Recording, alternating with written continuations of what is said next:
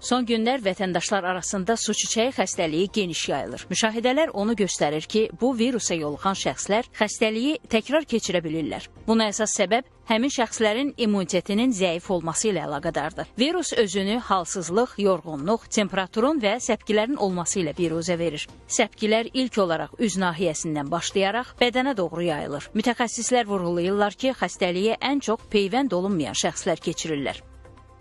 Bu ağırlaşmalar nələrdir? Ensefalit, yəni beynin iltihabı, pnevmoniya, ağızciyər iltihabı, hepatit, qaraciyər zədələnmələri, dəri infeksiyalarına, dəriyə, yaralara ikinci bakteriyal infeksiyaların qoşulması və eyni zamanda bütün bədənə infeksiyanı yayılıb ciddi sepsis durumuna gətirib çıxarda bilər. Dediyimiz kimi, bu şəxslərin əgər ağırlaşma yoxdursa, hər hansı ümumi risk qrupunda deyilsə, bu xəstələrə sadəcə simptomatik müalicə yetərlidir. Yox, xəstə ağırlaşmış formada və ya da immun sistemi kəskin zəifdirsə, bu zaman artıq virus əleyhinə müalicələr tövsiyə olunur. Su çiçəyi xəstəliyində səpkilər yayılmazdan 1-2 gün əvvəl virusun digər şəxslərə yoluxma halları başlayır. Bu risk bədəndə səpkilər quruyana kimi davam edir. Məhz buna görə də su çiçəyi virusuna yoluxan şəxslərin minimum 7, maksimum isə 10 gün ərzində karantin rejimində olmaları mütləqdir. İnfeksionist Aygül Əhmədova virusdan qorunmağın yollarına diqqət çəkib. Misal, insan evində kontaktda olur, məsəl üçün, hamilədir.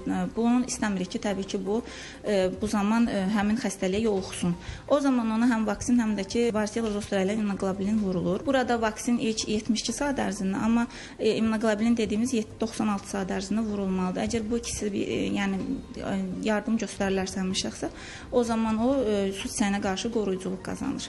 Belə də əgər evimizdə su çiçəkli və yaxud da ki, ətrafımızda su çiçəkli birisi varsa, ilk öncə ona maska taxmağı və evdə oturmağı tələb eləyə bilərik.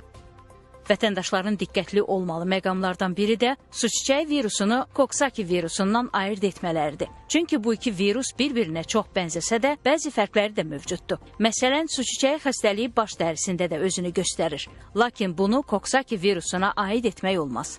Qeyd edək ki, peyvənd olunan şəxslər bu xəstəliyi keçirməyə də bilərlər.